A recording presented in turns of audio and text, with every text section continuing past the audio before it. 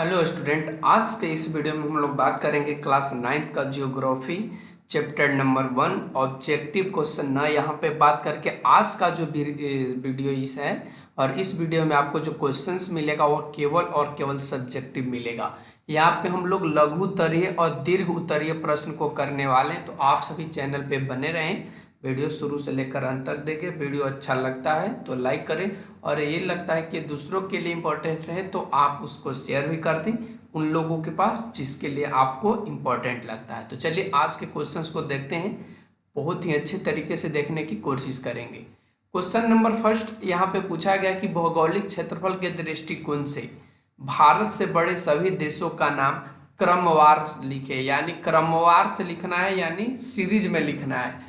देखिए हमने यहाँ पे एक मैप के थ्रू आपको समझाने की कोशिश किया है कि जो भारत से बड़े यहाँ से 7 जो राज्य हैं उनका नाम है रूस, ठीक है ना। हिंदी में भी चलिए लिख देते हैं, रूस, कनाडा, संयुक्त राज्य अमेरिका, ठीक है ना।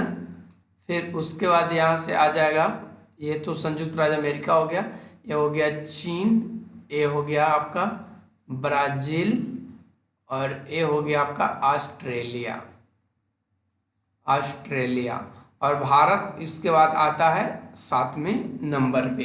तो हमने यहाँ पे लिख दिया है सभी का, यहाँ पे डाटा भी हमने दिखा दिया है कि जो ऑस्ट्रेलिया का है वो 76.8 लाख वर्ग किलोमीटर है, लाख वर्ग किलोमीटर है। अगर उसी तरीके से रूस फर्स्ट अपोजिशन पे जिसका क्षेत्रफल है 170.7 लाख वर्ग किलोमीटर, ठीक है ना। और यही अपना भारत की बात करें तो भारत का है ये 7वें क्षेत्रफल के दृष्टि से 7वां यह देश है, और इसका जो क्षेत्रफल है वो 32.8 लाख वर्ग किलोमीटर है। तो यहाँ से हम सभी क्वेश्चन, सभी जो बड़े देश 7 थे उनका नाम हमने यहाँ पे आपको दिखा दिया, और 7 में भारत है, और 6 इस प्रकार से रूस, कनाडा, संयुक्त राज्य अमेरिका, चाइना, ब्राजील और ऑस्ट्रेलिया। तो चलेंगे नेक्स्ट क्वेश्चन पे। नेक्स्ट क्वेश्चन में कहा है कि बंगाल की खाड़ी और अरब सागर में स्थित भारत के द्वीप समूहों का नाम लिखें। तो बंगाल के खाड़ी में जो द्वीप समूह स्थित है उसका नाम है अंडमान निकोबार द्वीप समूह। याद रखेंगे, अंडमान और निकोबार द्वीप समूह ये बंगाल की खाड़ी में है। और अरब सागर में बात करें तो यहाँ पे लक्षद्वीप और मालदीव, लक्षद्वीप और मालदीव आपको देखने को मिल जाएगा। चलेंगे क्वेश्चन नंबर 3 पे। क्वेश्चन नंबर 3 में आपसे पूछा है कि भारत की स्थलीय सीमा रेखा को छूने वाले सभी पड़ोसी देश का नाम लिखें। यानी भारत का जो स्थल सीमा रेखा है, जो स्थल पहले जो है उसके सीमा रेखा को जो टच करता है उन सभी पड़ोसी देशों के नाम लिखे। तो यहाँ पे हमने देखिए मैप के माध्यम से भी और ऐसे भी हमने उत्तर में लिखा है कि भारत की स्थलीय सीमा को छूने वाले देश में पाकिस्तान, अफगानिस्तान, चीन, नेपाल, भूटान, बांग्लादेश और म्यांमार हैं। तो चलिए आइए हम लोग बात कर लेते हैं इन सभी देशों का, ठीक है ना। तो देखिए यहाँ पे ये आपका पाकिस्तान है, ये आपका पाकिस्तान है, ठीक है ना। ये भारत के बाउंड्री से टच कर रहा है, देखिए ये टच कर रहा है। और ये आपका अफगानिस्तान है, अफगानिस्तान, और ये भारत के भी बाउंड्री से इस जगह पे क्या कर रहा है, टच कर रहा है। उसी तरीके से आज देखिए आप नेपाल भी यहाँ से टच कर रहा है, चीन भी इसी क्षेत्र में आ रहा है। फिर उसके बाद यहाँ पे देखेंगे तो बांग्लादेश भी इधर आ रहा है, देखो ये वाला बांग्लादेश आपका है, बांग्लादेश। फिर इधर का जो ये वाले पार्ट है इधर से ये आपका म्यांमार टच कर रहा है। तो ये सभी पड़ोसी देश, यहाँ पे लिखा भी है कि भारत और पड़ोसी देश, ठीक है ना। तो आपको ये पता होगा कि ऊपर वाला उत्तर और इधर तो आपको पप्पू याद ही रखना है, यानी ये होता है पश्चिम और ये होता है पूरब, ठीक है ना। तो इधर वाले क्षेत्र में आप देख सकते हैं राजस्थान वगैरह, महाराष्ट्र, मध्य प्रदेश, छत्तीसगढ़, उड़ीसा, ये सभी राज्य इसमें हैं। लेकिन राज्य को न बात करके आपको पड़ोसी देश का नाम बताना था, जिसमें हमने आपको बता दिया चीन, अफगानिस्तान और ये सभी जो थे यहाँ पे हमने बताने की कोशिश करा है। चलेंगे नेक्स्ट क्वेश्चन, क्वेश्चन नंबर 4 पे। क्वेश्चन नंबर 4 में पूछा है कि भारत के कौन से राज्य अंतर्राष्ट्रीय सीमा तथा समुद्र तट को स्पर्श नहीं करते हैं। यहाँ पे पूछा है कि कौन ऐसा राज्य है जो अंतर्राष्ट्रीय इंटरनेशनल बाउंड्री को टच नहीं करता है और साथ में समुद्र तट को भी स्पर्श नहीं करता है। तो हम यहाँ पे चलिए एक और मैप दिखाने की कोशिश कर रहे हैं, ठीक है ना। इस मैप में आप देख सकते हैं, बहुत अच्छे तरीके से इस मैप में आपको दिखाया गया है। यहाँ पे सबसे पहले हम आपको बता देते हैं कि इसमें हम लोग करने वाले क्या हैं।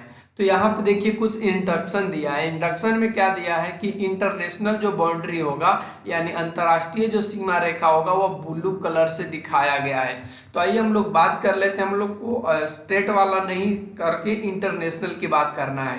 तो देखिए यहाँ से ए वाले जो क्षेत्र हैं, ए वाले जो एरिया आपको ब्लू कलर से दिखाई दे रहे हैं, ये आपका क्या है, ये आपका क्या है, तो ये जो है इंटरनेशनल बाउंड्री शेयर कर रहा है। अपना इंटरनेशनल बाउंड्री भारत का जो स्टेट है यानी भारत का जो राज्य है वो दूसरे देश के साथ क्या कर रहा है, अपना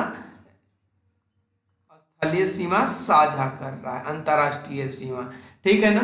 तो इन सभी में देखेंगे तो आपका जो लेह है, लद्दाख है, फिर श्रीनगर, जम्मू कश्मीर, पंजाब भी है, ये सभी पाकिस्तान से टच कर रहा है। अगर राजस्थान की बात करें तो पाकिस्तान से टच कर रहा है।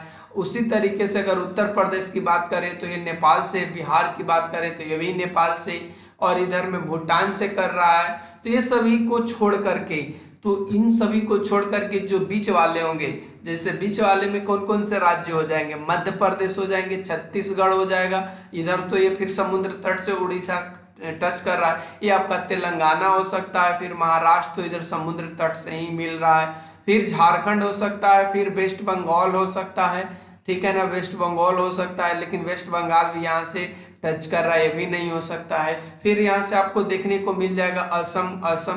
तो ये सभी जो राज्य हैं जो इंटरनेशनल बाउंड्री शेयर नहीं करते हैं दूसरे देशों के साथ, ठीक है ना। तो उम्मीद है कि ये चीज आपको समझ में आ गया होगा। आप यहाँ से उत्तर में देख सकते हैं, हमने यहाँ पे लिखा है कि भारत के राज्यों में मध्य प्रदेश, छत्तीसगढ़, झारखंड, हरियाणा, दिल्ली तथा असम ऐसे राज्य हैं जो अंतर्राष्ट्रीय सीमा तथा समुद्र तट को स्पर्श नहीं करते। उम्मीद है ये चीज आपको क्लियर हुआ होगा। अब आइए हम लोग बात कर लेते हैं जल संधि। जल संधि किसे कहते हैं, तो जल संधि इसको इंग्लिश में स्ट्रेट कहा जाता है। जल संधि का दो नाम और है, आप ध्यान रखेंगे, जल संजोगी या जल डमरू, याद रखेंगे जल डमरू, इनका तीन नाम है जल संधि का, जल संधि, जल संयोगी और जल डमरू। तो आइए बात कर लेते हैं। जल संधि पानी के एक ऐसे तंग मार्ग को कहा जाता है जो दो बड़े पानी के समूह को जोड़ता है। दो बड़े बड़े पानी, दो बड़े बड़े सागर के बीच में आने वाले स्पेस को हम लोग कहते हैं, जो बनता है उसी को हम लोग बोलते हैं जल संधि।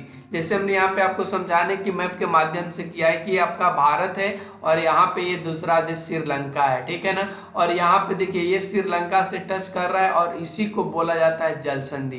देखिए इस तरीके से बना होता है, ठीक है। ये इधर भी जल है, इधर भी जल है, और इबिस के माध्यम से, इबिस की रास्ता से क्या होता है, नौकाएं या यात्रा की जाती है। तो ऐसे चीज को जल संधि कहा जाता है। चलेंगे नेक्स्ट क्वेश्चन। अब दीर्घ उत्तरीय प्रश्न है, एक दीर्घ उत्तरीय प्रश्न इस चैप्टर में दिया गया है।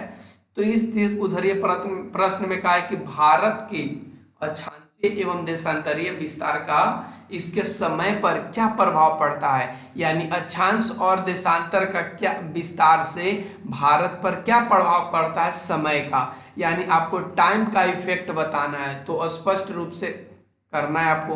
हमने यहाँ पे उत्तर में लिखा है कि भारत के अक्षांशीय विस्तार से समय पर कोई प्रभाव नहीं पड़ता है, यानी अक्षांश का विस्तार जितना होगा उससे कोई इफेक्ट भारत में समय से नहीं पड़ेगा। लेकिन हाँ, देशांतरीय विस्तार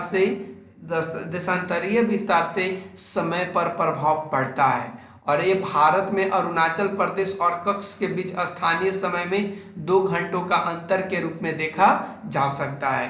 तो आप इसको देख सकते हैं, ठीक है ना। अगर इसका पीडीएफ चाहिए तो आपको डिस्क्रिप्शन में मिल जाएगा, आप वहां से इसको डाउनलोड कर लीजिएगा, ठीक है ना। इन दोनों में से 30 डिग्री देशांतरीय विस्तार है। भारत का जो मानक देशांतर रेखा है वो 82 डिग्री 30 मिनट पूर्वी देशांतर है, जो इलाहाबाद के नैनी से होकर गुजरता है। यानी आपको सिर्फ ध्यान रखना है कि अक्षांशीय विस्तार से भारत में समय पर कोई प्रभाव नहीं पड़ता है, खास करके जो पड़ता है वो देशांतरीय से, और इसका प्रभाव आपको देखने को मिल सकता है भारत के अरुणाचल प्रदेश और कच्छ के बीच, क्योंकि इन दोनों में 2 घंटों का डिफरेंस है। और भारत में जो समय का निर्धारण होता है वे इलाहाबाद के नैनी से होता है, और आज के डेट में कलकत्ता भी देख सकते हो। तो इन सभी चीज़ों पे ध्यान रखना है। आपको पता होगा कि पृथ्वी जो है 24 घंटे में 360 डिग्री देशांतर घूम जाती है, यानी एक देशांतर पार करने में 4 मिनट का समय पृथ्वी को लगती है। और यही रीजन है कि अरुणाचल प्रदेश और कच्छ के बीच का जो अंतर है वह 30 डिग्री देशांतर है, जिसके कारण 120 मिनट डिफरेंस हो जा रहा है, यानी 2 घंटे के बराबर हो रहा है। तो लास्ट में हमने यहाँ पे कंक्लूजन के रूप में लिखा है कि यह जो अंतर है वह स्थानीय समय का है, पर पूरे देश में एक समय निर्धारित रहा है। भारत में मानक समय 82.5 डिग्री अर्थात नैनी का समय से है, और यहाँ जब सूर्य ठीक सिर पर आता है तो दिन का 12 बजता है, और वही समय पूरे देश में लागू होता है ताकि समय की एकरूपता बनी रहे। तो हमने यहाँ पे आपको इन सभी ऑब्जेक्टिव और सब्जेक्टिव दोनों क्वेश्चंस कराए हैं। ऑब्जेक्टिव का आपको आई बटन पे लिंक मिल जाएगा, आप वहां से उसको देख सकते हैं, और ये आपका रहा सब्जेक्टिव। तो कैसा लगा आज का ये वीडियो कमेंट सेक्शन में कमेंट जरूर करें, और इसी तरह के चैप्टर के अपडेट पाने के लिए चैनल को सब्सक्राइब करना ना भूलें। Thanks for watching, take care, bye bye.